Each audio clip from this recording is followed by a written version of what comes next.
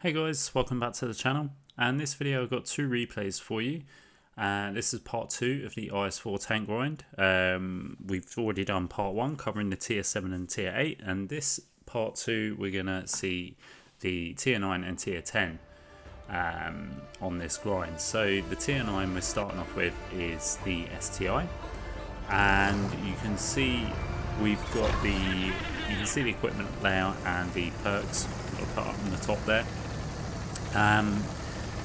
Gone for mainly sort of the gun accuracy, and obviously the gun rammer as well. Just mainly gone for sort of gun perks here, as well as on the perks you can see we've got off-road driving and clutch braking to improve the mobility.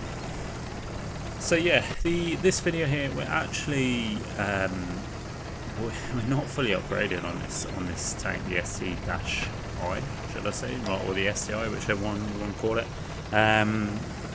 So yeah, I think we're probably mid-gun here. We're stock turret, that's for sure. But we're on Dragon Ridge, and we actually go on to have a really nice game here. So yeah, worthy of sort of the video here.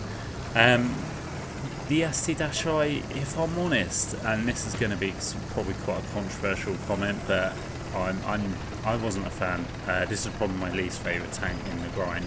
I just found it, and again it's going to be controversial because obviously the KV4 I know is quite sluggish, but I found the STI just comatose, if I'm honest. It's just very slow.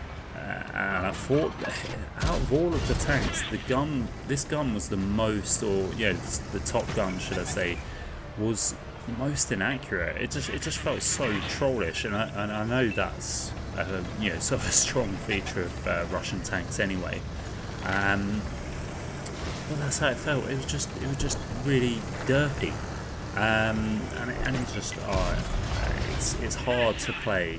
It's hard, with my play style. To play with tanks like that, to play with those dirty guns that just can be awfully inaccurate at times. Maybe I'm just always used to sort of playing mediums that are quite snappy, that you can sort of get your shots off. But just out of all of them, I just felt this was, it wasn't my favourite, if I'm honest, put it like that. I know a lot of people do like the ST-I and consider it probably, definitely back in the day, consider it as one of the best tier 9s or tier 9 heavies in the game. And I guess if sort of Russian tanks is your sort of play style, then I can imagine why it would be quite popular. But I just didn't really get on with it, to be fair. But saying that, this replay we ended up having quite a good game considering we're not fully upgraded. I was thinking about peaking there, but with Dragon Ridge, obviously you've got tank destroyers that will sit at the back on those ridges there, and I didn't really want to risk losing a load of hit points for over peaking to try and get a shot into that T-69, because ultimately it could have had a lot of health taken away. We've got some, we came to this middle point. Obviously this is sort of quite a popular brawl point with heavy tanks. And we've got a few shots off. Not a bad start, to be fair, just over 1,000 damage, 403 assists.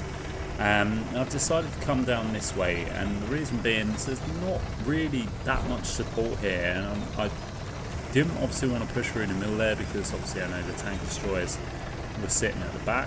And see there's quite a few reds sort of over on the other flank.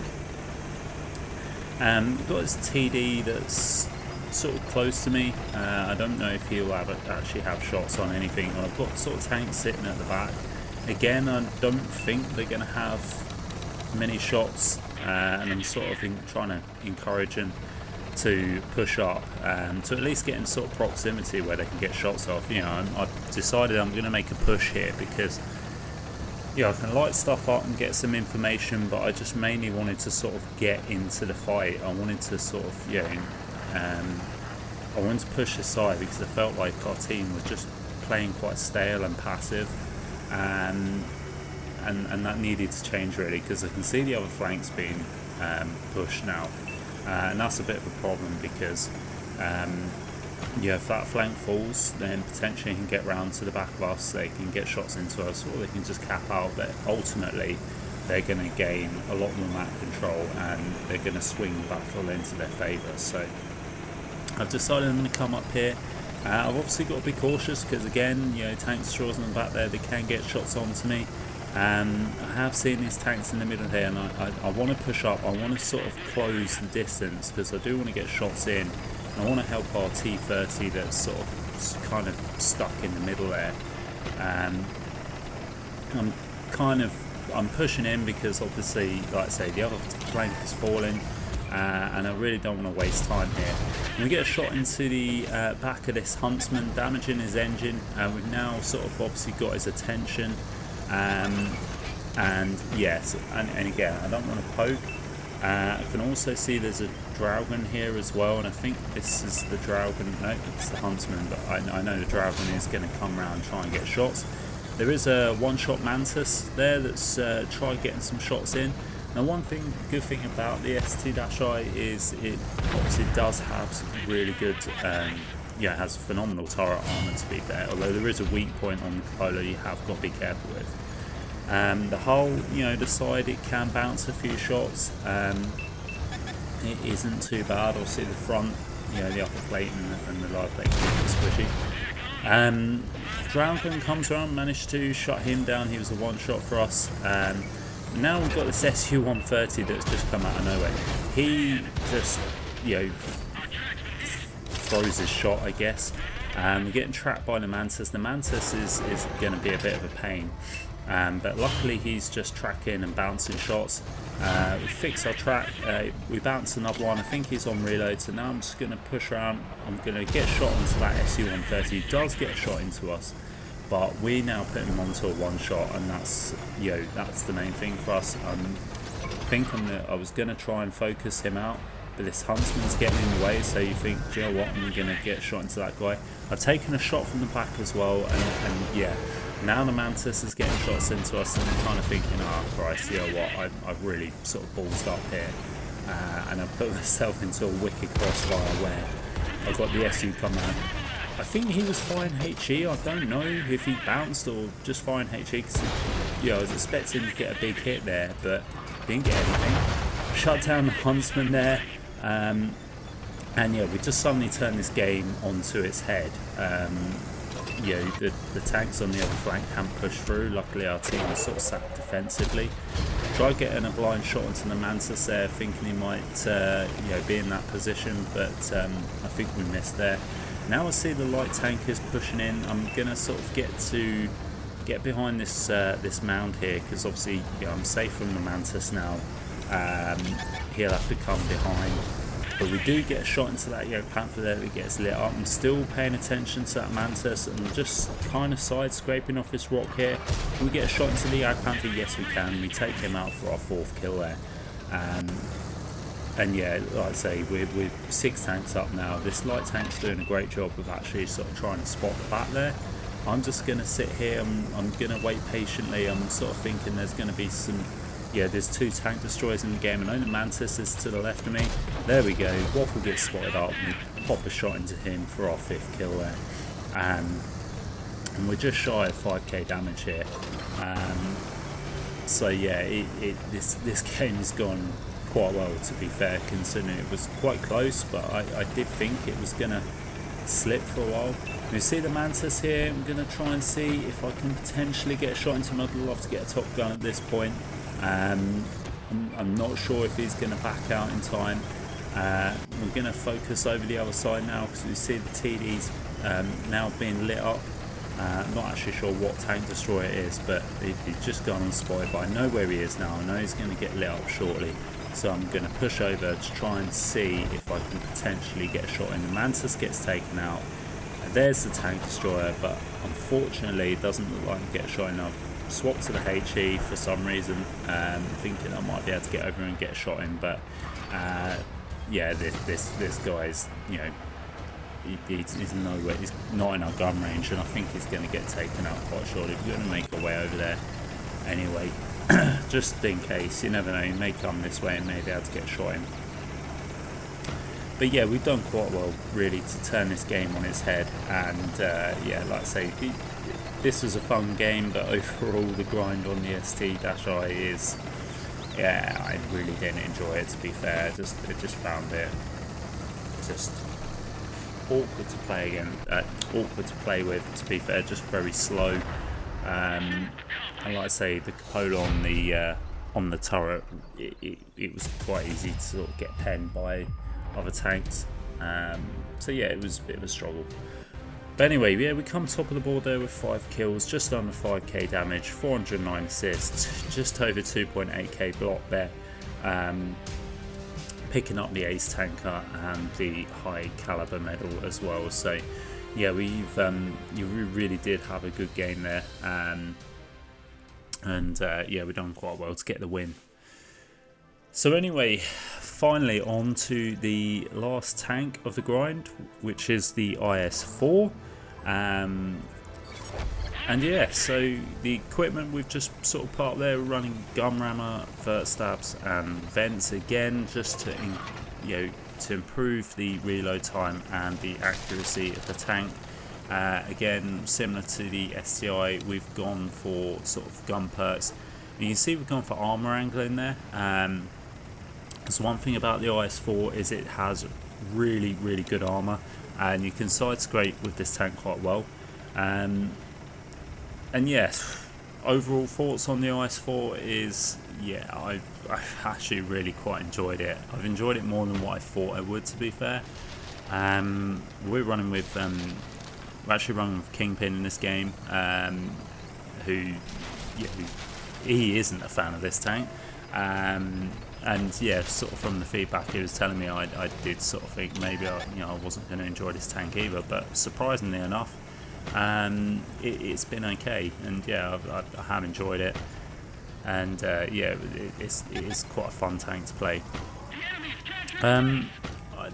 Yeah, the accuracy isn't that bad on this tank either, to be fair. I was expecting it to be, same as the STI.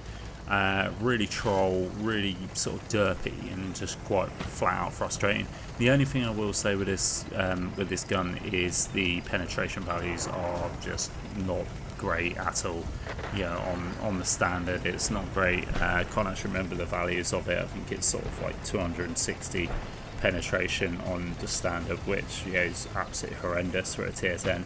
I think it's like 320 or something like that on the heat. Again, don't quote me on that, I can't remember the live me. I should have checked these before I'd done the video, but I'm lazy.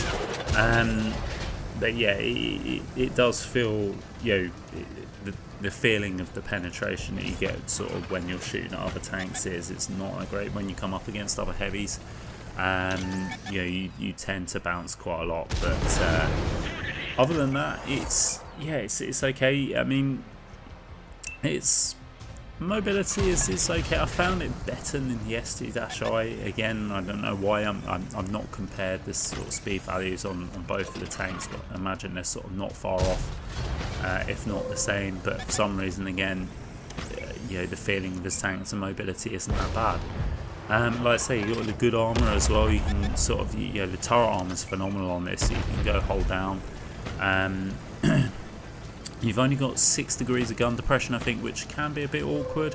But again, not overly fast. I can kind of sort of make it work, I guess. It's just sort of maps like Propaganda, it's going to be a bit of a pain, I guess. But fortunately, I haven't actually come across that map in this tank yet, so yeah, yet to sort of see how that one goes. But I can imagine it's probably quite frustrating on that sort of map. But here on Kaunas, we again not too bad of a map for the IS-4. I can go play the town if I wanted to. Obviously, the spawns that we started out in are sort of quite far away from the town, so obviously couldn't play that position. I've been playing sort of around the middle here. Again, just sort of trying to see if I can get opportunities at shots and tanks. Get a lovely snap on the AMX 1390 there. And it's shots like that that sort of make me sort of quite, pleased with this tank. You can actually sort of do that. We do bounce there, but I think we hit the turret of the E5, so that's fair enough.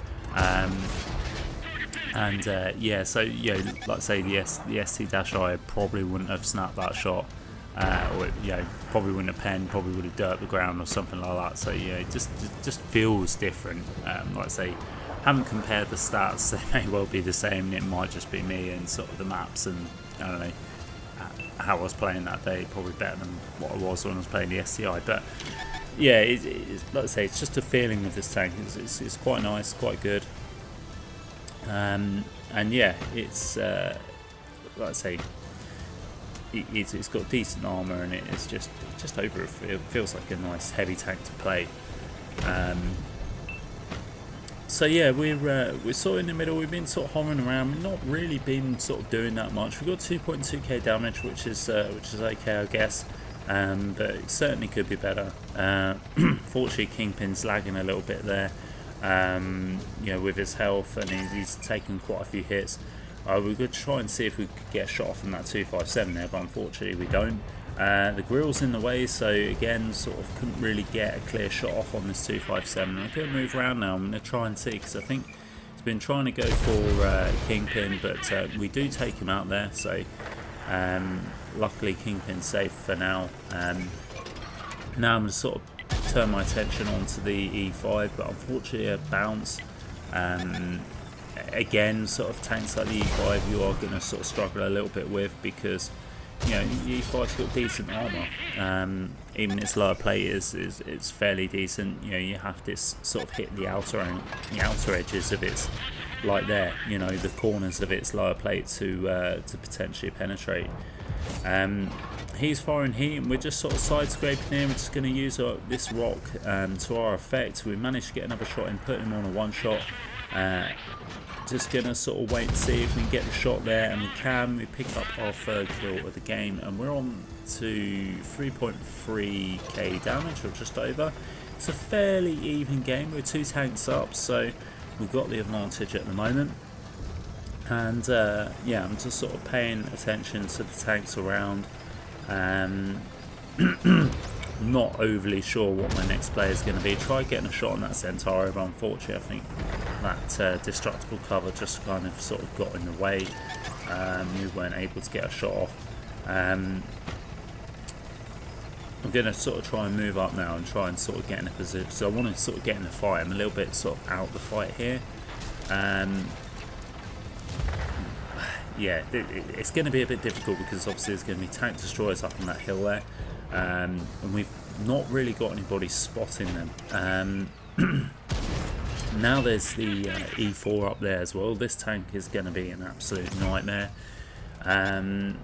So yeah, I'm popping some shots off there, but again, it's very ambitious that I'm going to pen any of those shots with my with my heat, let alone standard. That E4's turret, I'd say that E4's turret is just strong as hell.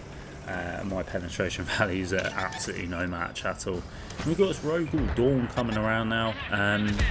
Tried getting a shot on the side there, but unfortunately it bounced, which again is really frustrating. Sort of hoping that did think that would have penned, being sort of flat side, but again, Rogel Dawn's pretty heavily armoured, so yeah, unfortunately just bounced. And yeah, again, it's a bit of a slow drawn out game here, but we're now down to 5 tanks each, so the game has kind of gone from being in our advantage slightly to kind of just being even now. Managed to get that shot in, weirdly enough. Like I say, can't understand how the first shot bounced, but that one pens. But there we go. That's wargaming for you. Get a track shot in.